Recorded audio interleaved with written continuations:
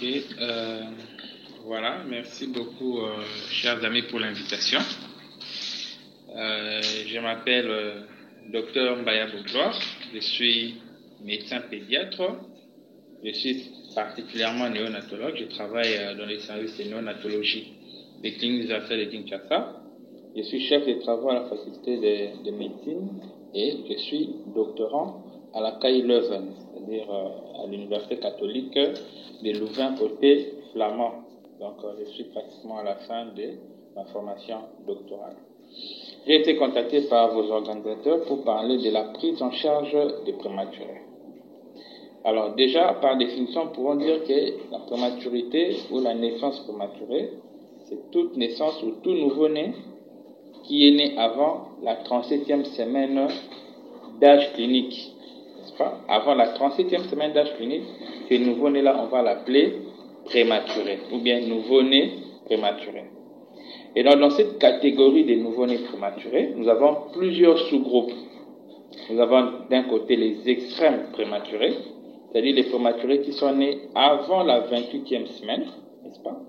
Et la deuxième catégorie, nous avons les grands prématurés. Les grands prématurés, ce sont des prématurés qui sont nés entre la 28e semaine révolue et 32 semaines non révolues. Ça, ce sont des grands prématurés, anciennement appelés prématurissimes. Mais on a abandonné le terme prématurissime parce que c'est un terme qui paraissait péjoratif. Et la troisième catégorie, nous avons des prématurés moyens. Les prématurés moyens, nous avons des nouveaux-nés prématurés qui sont nés entre la 32e semaine révolue et 37 semaines non révolues. C'est là que nous avons des prématurés moyens. Et dans cette catégorie des prématurés moyens, nous avons une catégorie de prétermes, c'est-à-dire les nouveaux-nés qui sont nés à partir de la 36e semaine.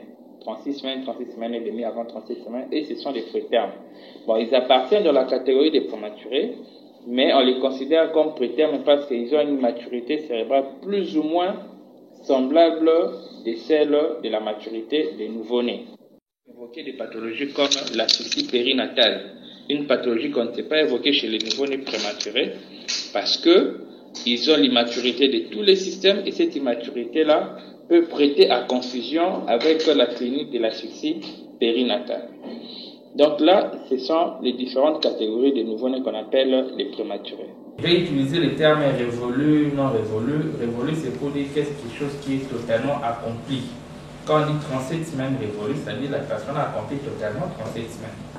Mais quand on dit 37 semaines non révolues, c'est-à-dire on a accompli la 36 semaines, on est déjà entré dans la 37e semaine. C'est-à-dire les 36 semaines, 1 jour, 2 jours, 3 jours, 4 jours, 5 jours, c'est 37 semaines non révolues. C'est-à-dire on est déjà dans la 37e semaine, mais ce n'est pas encore totalement accompli. Alors, il y a une chose que vous devez signaler, c'est que dans notre définition de prématuré, nous disons qu'on a des extrêmes prématurés avant ceux qui sont nés avant 28 semaines. Vous devez savoir que l'âge de viabilité chez nous, au Congo, dans notre milieu, c'est 28 semaines. Parce que la prise en charge des extrêmes prématurés, n'est-ce pas, ça requiert beaucoup d'outils, un plateau technique bien équilibré pour essayer de combler, de pallier, de parer à toutes complications qu'ils ont au cours de leur naissance. C'est comme ça que l'âge de viabilité dans d'autres pays, comme dans les pays occidentaux, en France, aux États-Unis, au Canada, ainsi de suite, là, ils peuvent élever même les extrêmes prématurés de 22 semaines.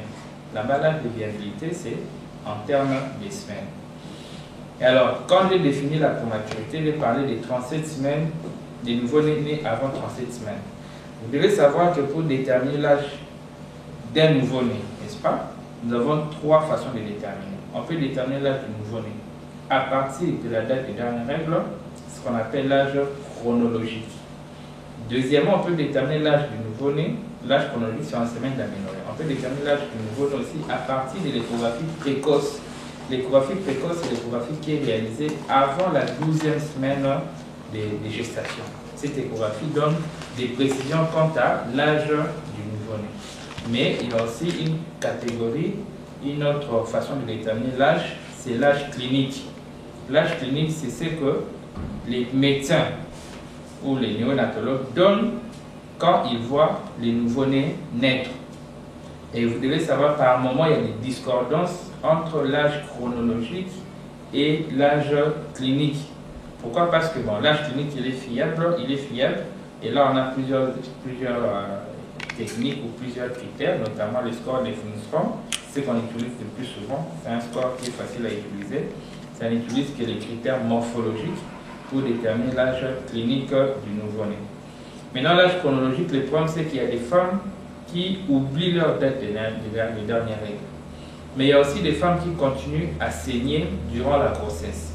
Ça peut être une hémorragie de Hartmann, une hémorragie de mutation, tout comme ça peut être aussi des troubles hormonaux qui font que la femme continue à saigner. Ce qui fait que l'âge chronologique n'est pas très fiable. On a vu plusieurs fois dans notre pratique médicale des femmes qui disent non, je suis porteuse d'une grossesse de 36 semaines, considérant que ce niveau-là est prématuré. Mais quand on détermine l'âge clinique, on voit que c'est un nouveau-né qui est à terme. Parce que les termes commencent à partir de 37 semaines jusqu'à 42 semaines révolues. Donc voilà une parenthèse que je voulais ouvrir pour que vous n'ayez pas de confusion. On en a reçu plusieurs fois des nouveau-nés considérés comme des nouveau-nés prématurés alors qu'ils n'étaient pas prématurés, tout comme des nouveau-nés considérés à terme alors qu'ils étaient prématurés. C'est comme ça que vous devez vraiment faire la part des choses et pas seulement se fier à l'âge clinique, mais plutôt à l'âge chronologique à partir de la dernière règle ou à l'âge échographique. Parce que si on fait l'échographie au-delà de la 12e semaine, ça ne sera pas aussi précis que l'échographie avant la 12e semaine par rapport à l'âge du nouveau-né. Et donc, voilà la précision que je voulais apporter par rapport à ça. Et je pense que maintenant qu'on a défini le nouveau-né prématuré, nous pouvons maintenant parler des différentes causes de la prématurité. Alors, quant aux différentes causes de la prématurité, vous devez savoir que les causes sont vraiment multiples. Il y a des causes qui sont liées à la mère, il y a des causes qui sont liées au fœtus lui-même, nous avons des causes qui sont liées aux pathologies maternelles, gravidiques, nous avons des causes qui sont liées aux conditions socio-économiques, n'est-ce pas? Et donc, il y a des causes qu'on peut modifier, il y a d'autres causes qu'on ne sait pas modifier.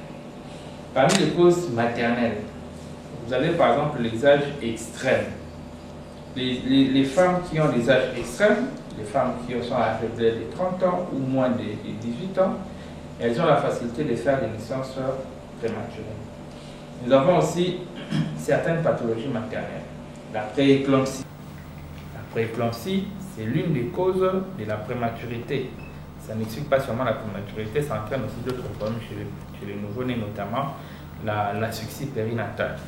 Vous avez les diabètes gestationnels, vous avez l'hypertension chronique de la mère, vous avez les néphropathies, les cardiopathies de la mère, vous avez l'éclampsie, c'est-à-dire qu'il y a certaines pathologies qui nécessitent à ce qu'on puisse arrêter la grossesse. Là, on va parler de la prématurité induite, n'est-ce pas, soit pour sauver la vie de l'enfant, ou soit pour sauver la vie de la mère, ou carrément lorsqu'on voit par exemple que l'enfant ou le fœtus a une malformation qui est non viable, on peut arrêter la grossesse avant le terme.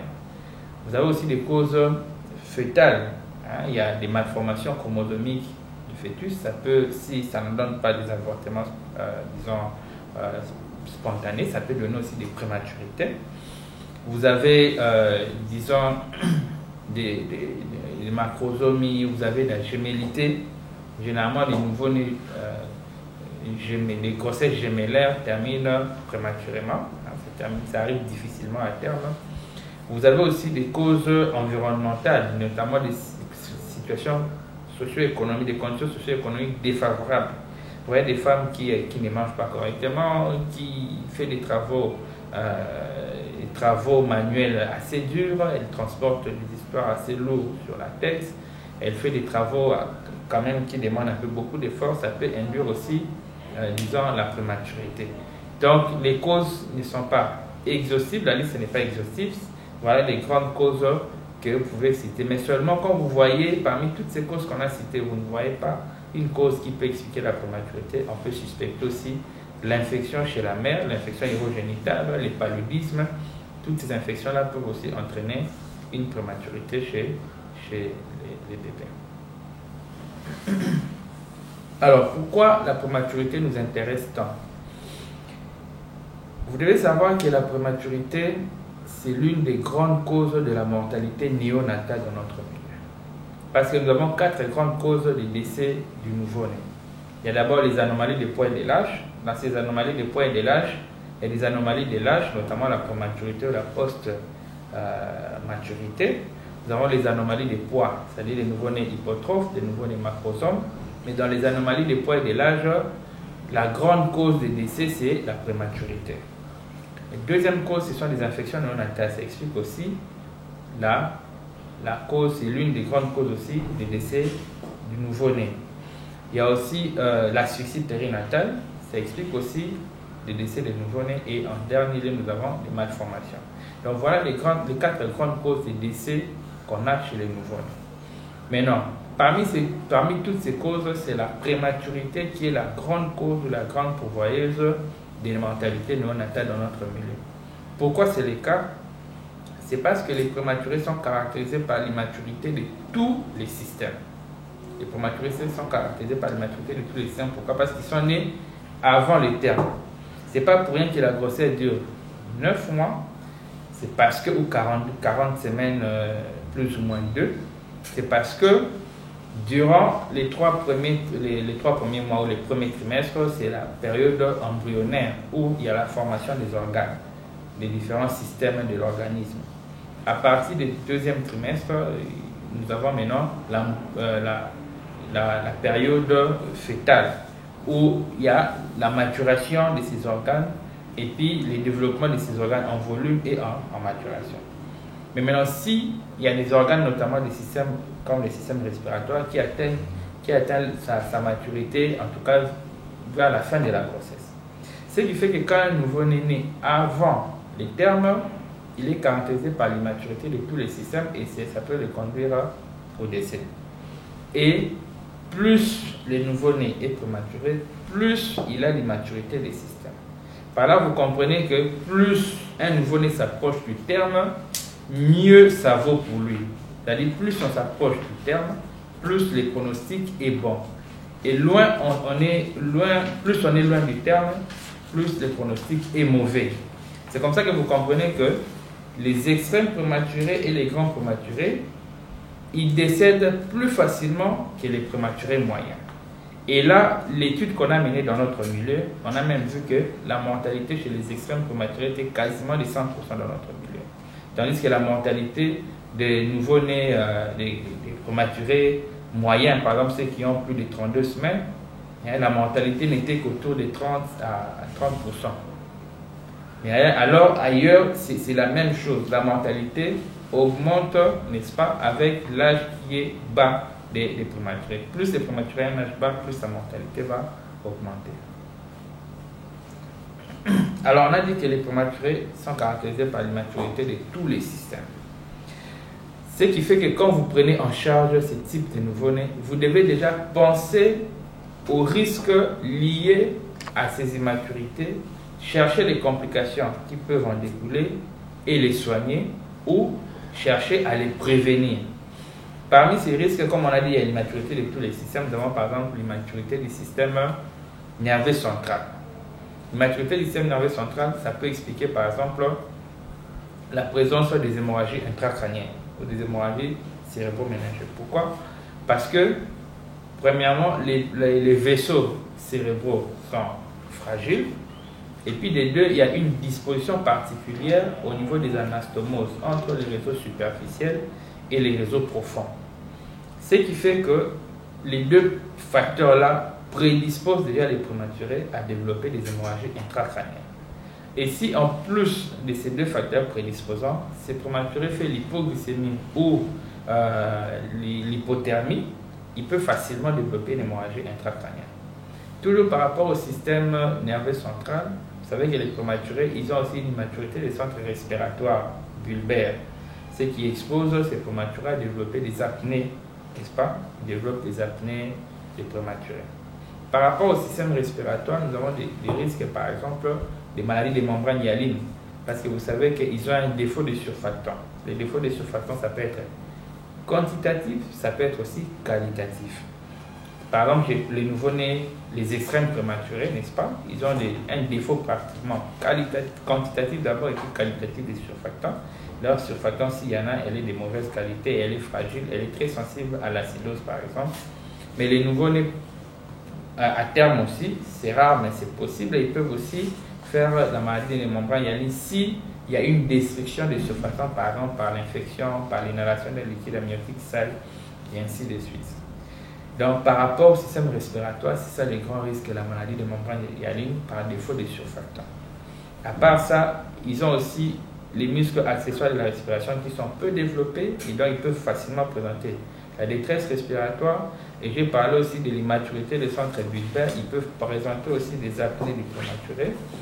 Mais aussi, comme les centres, les muscles intercostaux ne sont pas très développés, si par exemple ils ont un ballonnement abdominal, ça peut gêner la respiration, gêner les mouvements du diaphragme et entraîner aussi une détresse respiratoire. Par rapport au système digestif, ils ont une capacité limitée de l'estomac. La capacité de l'estomac est très limitée, ce qui fait qu'il y a aussi les systèmes lymphoïdes associés aux muqueuses, notamment les GALT, ils sont aussi peu développés, ce qui fait que les prématurés peuvent facilement développer certaines maladies comme l'entérocolite ulcéro-nécrosante, des infections digestives comme l'entérocolite ulcéro-nécrosante. Leur système de défense local, les IgR sécrétoires et tout ce qui va avec, ne sont pas très développés, ce qui fait qu'ils peuvent développer l'entérocolite ulcéro-nécrosante. Les enzymes comme la chymotrypsine, la trypsine, les pepsines, ils ont un défaut de ces enzymes et donc difficile à digérer certains aliments. Ça court aussi les risques, ils courent aussi les risques d'entérocolite ulcéro-nécrosante.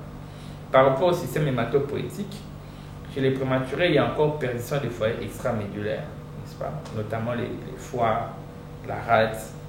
Et ils ont aussi un défaut, n'est-ce pas, de la réserve en fer, parce que la réserve en fer s'est fait un peu vers la fin vers la fin du troisième trimestre. Ils ont un défaut de réserve en fer, ce qui fait qu'ils développent ce qu'on appelle l'anémie des prématurés. C'est une anémie qui est généralement tardive, l'anémie qui arrive entre la 4e semaine et la 8e semaine. C'est comme ça que, par exemple, chez les prématurés, quand vous les prenez en charge, même s'ils ne font pas l'anémie pendant la période néonatale, mais il faut toujours, à partir de la 2e semaine, les mettre sous supplément martial pour éviter qu'ils arrivent à développer l'anémie tardive du prématuré. Des fois, même malgré que vous donnez, ils arrivent quand même à développer cette anémie. Mais si vous donnez, ça va quand même réduire le nombre de transfusions chez ces prématurés. Et des fois, on est même obligé à donner aussi de l'érythropoïétine pour permettre à ce qu'ils arrivent à limiter le nombre de transfusions chez ces prématurés. Par rapport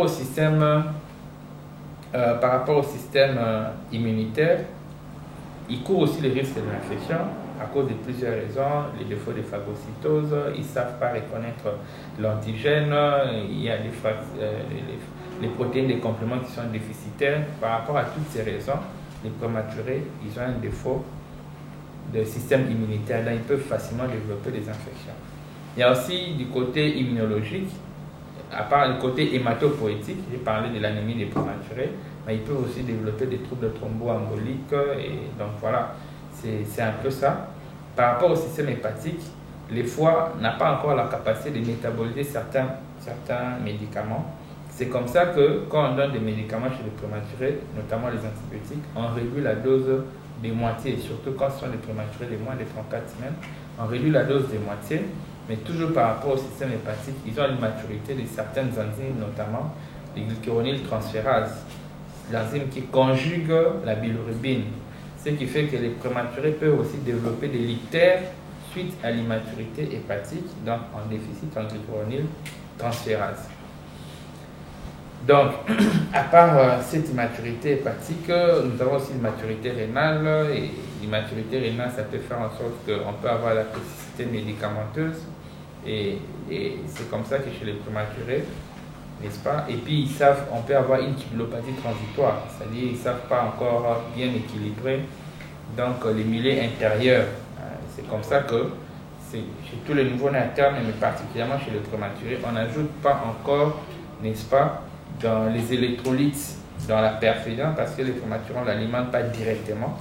On n'ajoute pas les électrolytes directement dans la perfusion, dans le calcium, on donne les antisécrétoires comme la ranitidine pour éviter l'ulcère de stress. Mais c'est à partir du deuxième jour qu'on voit qu'il élimine déjà les urines. Et là, on est rassuré que ses reins fonctionnent et donc on peut ajouter les électrolytes à sa perfusion. Donc voilà les quelques. À part ça, il y a aussi les systèmes thermorégulateurs. Les prématurés, vous savez qu'ils ne savent pas équilibrer la température de l'organisme. Les nouveaux-nés à terme, par exemple, ils peuvent brûler les graisses brunes, n'est-ce pas? Et c'est chauffé quand il est en hypothermie. Tandis que les prématurés, ils n'ont pas cette capacité parce qu'ils ont un défaut des graisses brunes. Les graisses brunes qu'on trouve au niveau scapulaire, médiastinal, rénal et au niveau cervical. Et donc, comme ils ont un défaut des graisses brunes, ils ont un défaut aussi des panicules adipeux, sous-cutanés. Et donc, ils ne savent pas utiliser facilement ces graisses brunes pour se réchauffer. Mais aussi, les prématurés, ils perdent, tous les nouveaux-nés d'ailleurs, mais particulièrement les prématurés, ils perdent de la chaleur par 4 procédés. Nous avons d'abord la radiation, c'est-à-dire les échanges de la chaleur avec les milieux ambiants. C'est comme ça que les prématurés, on ne les met pas dans des milieux qui sont froids. Il ne faut pas mettre la climatisation dans la salle où il y a des prématurés. Ils peuvent perdre de la chaleur aussi par la conduction. C'est lorsque on échange la chaleur avec l'air circulant, n'est-ce pas? Là où on met les prématurés, les nouveau-nés en général, mais particulièrement les prématurés, les fenêtres doivent être fermées. Parce que si les fenêtres sont ouvertes, l'air va passer et ça va refroidir ces nouveau-nés-là. Il y a aussi, là c'est la convection, il y a aussi la conduction. La conduction, c'est lorsque les nouveau-nés perdent la température, la chaleur avec la surface sur laquelle ils se reposent. Le quatrième procédé, c'est l'évaporation, c'est par la transpiration. C'est comme ça que pour éviter que ces nouveau-nés-là puissent se refroidir, on les met dans une couveuse qui est chauffée. Et la couveuse est fermée, ça évite et la convection, et la radiation, et la conduction pour perdre la chaleur.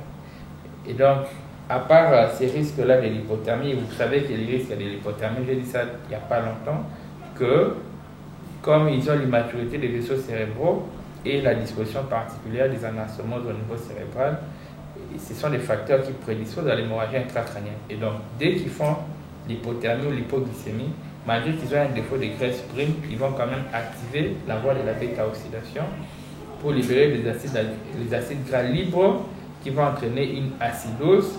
Et cette acidose va entraîner une redistribution du sang au profit du cerveau.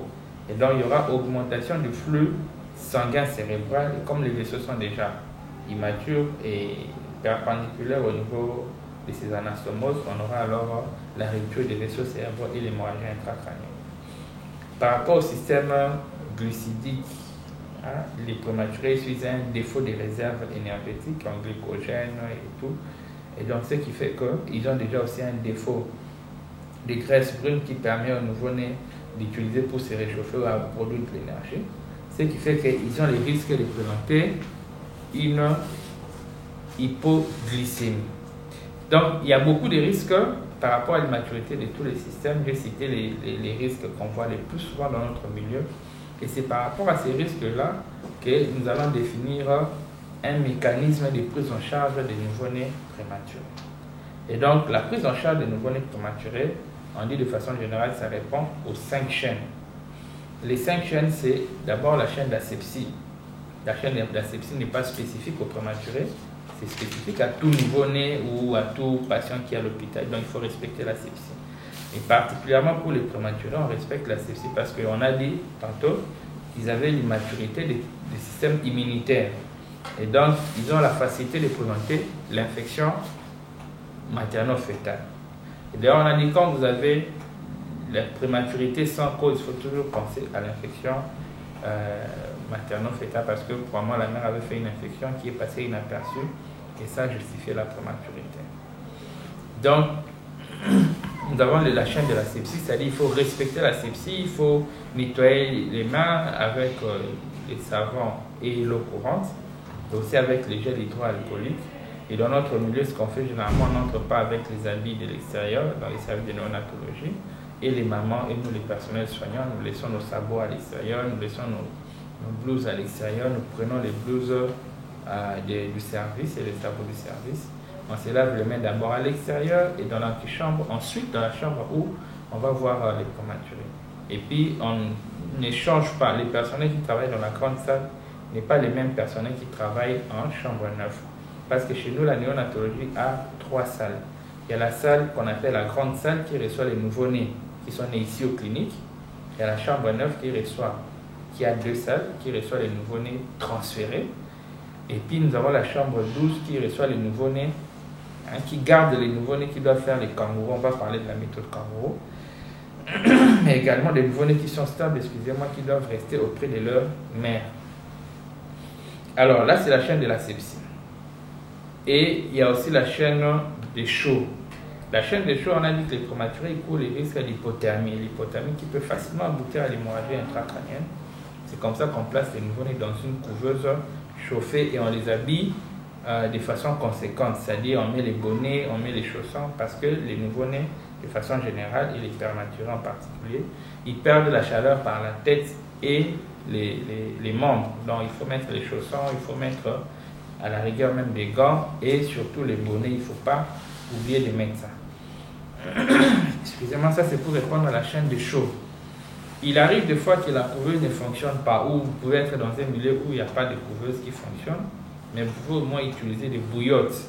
Les bouillottes, ce sont des dispositifs en plastique qui sous forme de réservoir. Vous pouvez remplir ça d'eau, c'est comme un thermos, mais en plastique. Vous pouvez remplir ça d'eau chaude et puis vous mettez à l'intérieur de la couveuse. Vous couvrez à l'aide d'un linge pour éviter que ça soit directement en contact avec les nouveau-nés. Ça peut léser ces nouveau-nés-là. Donc, les couveuses qui sont chauffées, à part ça, on peut également, disons, utiliser des bouillottes. Là, c'est la chaîne des chaudes. Il y a aussi la chaîne de glucose.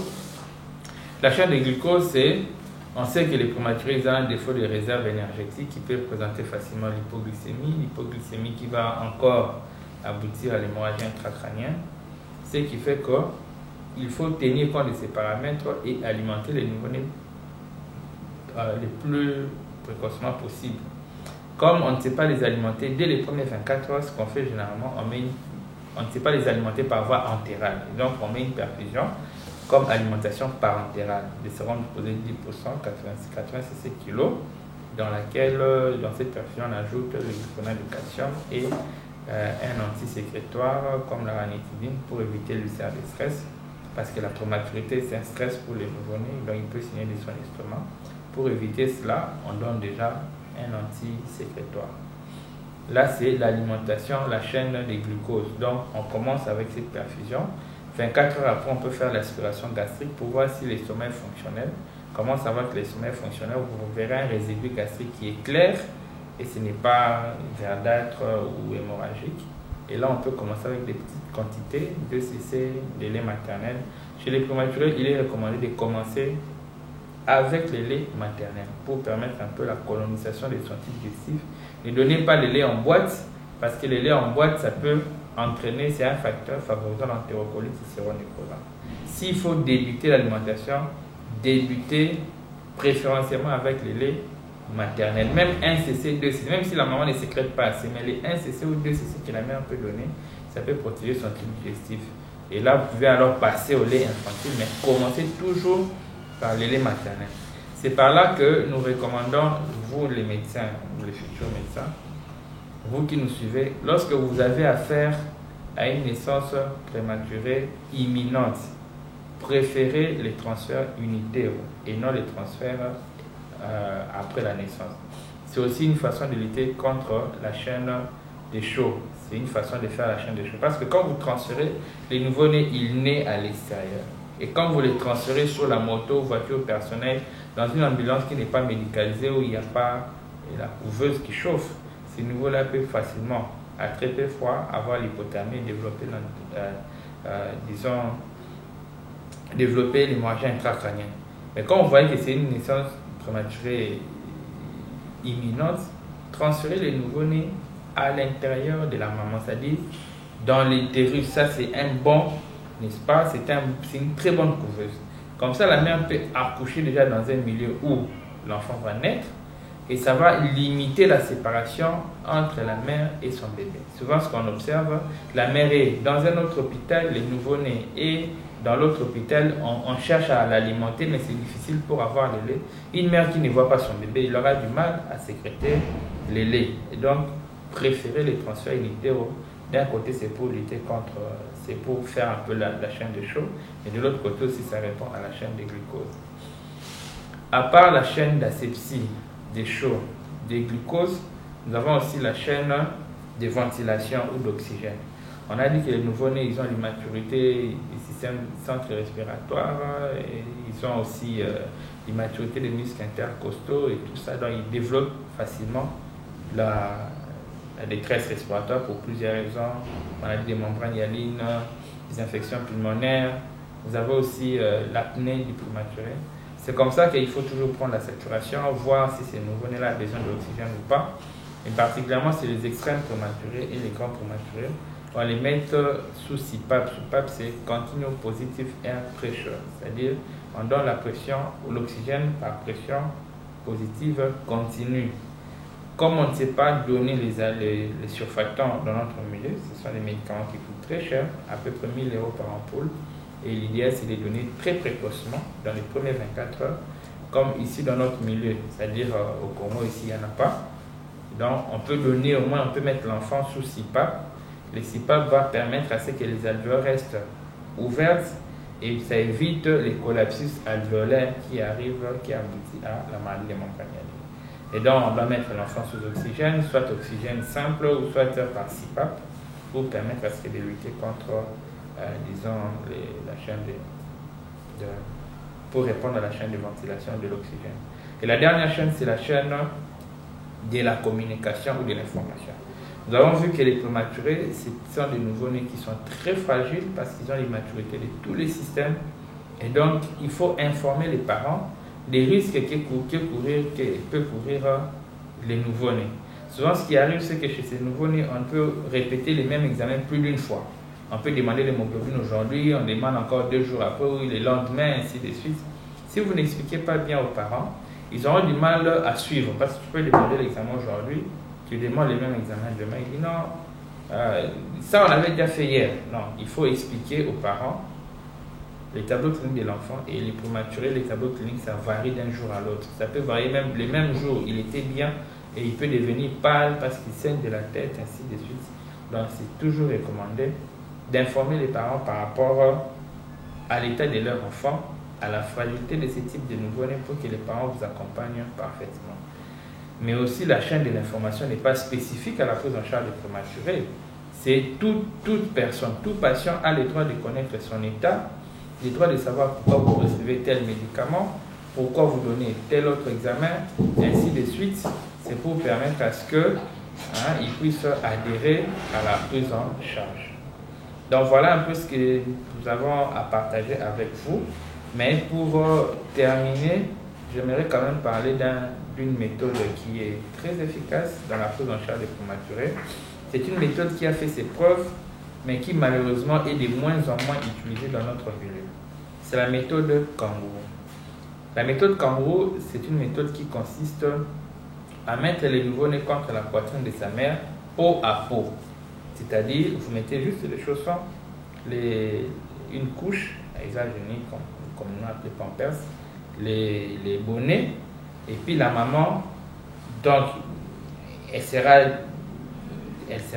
aura sa torse qui sera nue. On met l'enfant de façon verticale, et la maman peut utiliser un linge, soit un pagne ou il y a des linges appropriés, pour faire comme un bandeau, porter l'enfant sur sa poitrine. Et elle peut porter une robe pour couvrir l'enfant.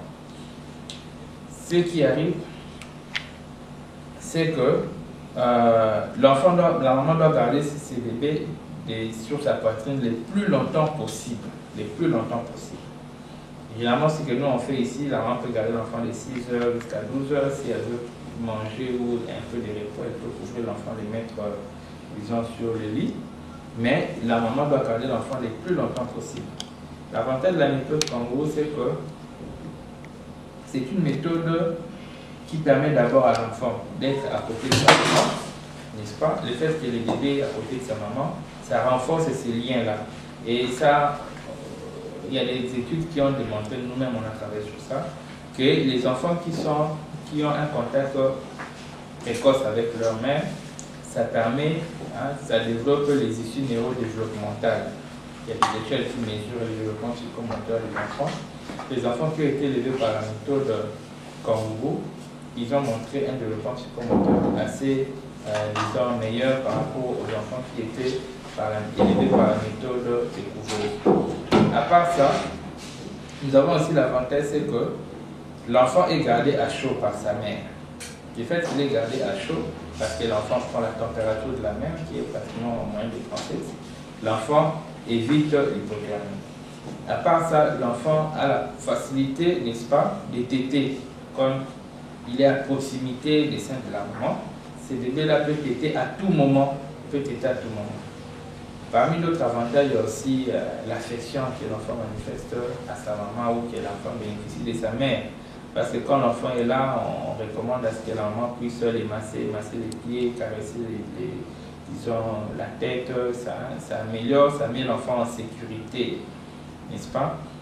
Et parmi d'autres avantages aussi, n'est-ce pas, ça évite par exemple les apnées des prématurés. Parce qu'on a dit qu'ils ont l'immaturité des centres respiratoires, mais comme l'enfant est sur la poitrine de sa maman, avec les mouvements respiratoires, les battements cardiaques et la voix de la maman, ça évite à ce que l'enfant arrive à présenter des apnées ou bien des reflux gastriques. Donc c'est une méthode qui est vraiment recommandée et dans des milieux qui n'ont pas beaucoup de couveuses, même dans des milieux où il y a la couveuse. Quand l'enfant est stable, il peut avoir une alimentation entérale. Quand l'enfant n'a pas de détresse respiratoire, quand il n'a pas une instabilité cardio-respiratoire, on peut déjà les mettre au sein pour permettre à ce que l'enfant gagne des poids rapidement, pour permettre à ce que l'enfant soit gardé à chaud, pour permettre à ce que l'enfant ait des issues neurodéveloppementales bien meilleures comparées à la couveuse où nous avons des bruits qui demandent beaucoup d'infrastructures et ainsi de suite. Donc voilà ce que nous pouvons dire par rapport à la prématurité. Pour résumer, c'est que la prématurité, c'est un réel problème de santé publique dans notre milieu. On parle des prématurés, tout nouveau-né qui est né avant la 37e semaine. Et dans cette catégorie, nous avons plusieurs types de prématurés. Mais vous devez savoir que plus l'enfant est prématuré, plus le pronostic vital est réservé. Et plus l'enfant s'approche du terme, mieux ça vaut pour lui, donc le pronostic vital est bon. La prise en charge des prématurés requiert le respect des 5 chaînes parce qu'ils ont l'immaturité de tous les systèmes. Il faut rechercher ces risques-là qui courent et soit les soigner ou soit les éviter. Ainsi, dans cette prise en charge, il y a une méthode qui est très efficace, c'est la méthode Kangourou, que je vous recommande d'appliquer dans vos hôpitaux respectifs. Voilà. Donc, c'est ici que nous attendons vos questions, si vous avez des questions à poser. Sinon, je vous remercie pour votre attention.